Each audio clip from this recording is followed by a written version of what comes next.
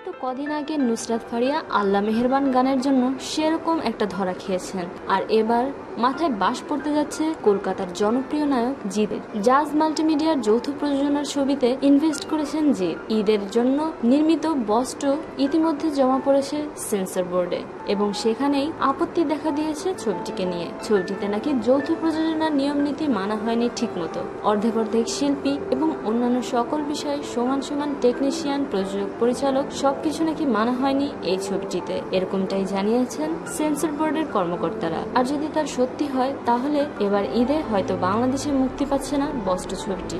ইতিমধ্যেই বস্টকে ঘিরে নেতিবাচক বিভিন্ন ধরনের মন্তব্য আসছে বাংলাদেশি দর্শকদের কাছ থেকে। ফলে লাভের জন্য জিদ যে ইনভেস্টটা করেছেন সেটা আসলেই লাভের মুখ দেখবে কিনা তা নিয়ে সংশয় দেখা দিয়েছে। এদিকে জিদের মতো চিন্তায় আছে বাংলাদেশ সাইডের প্রযোজনা প্রতিষ্ঠান জাজ মাল্টিমিডিয়া। তারা জানান ঠিকভাবেই সব নিয়ম নীতি মেনে এই ছবিটি তৈরি করা হয়েছে।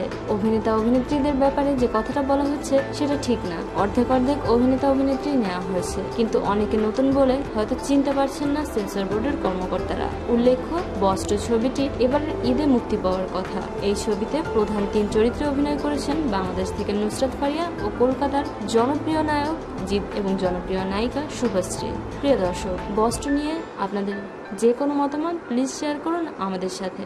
আর বস্ট এবার ঈদে যদি আটকে যায় সেটা কি ঠিক হবে, তাও কমেন্ট সেকশনে লিখতে ভুলবেন না। শোবিজের আরো নিত্য নতুন খবর জানতে আমাদের সাবস্ক্রাইব করুন, লাইক দিন এবং কমেন্ট করতে ভুলবেন না।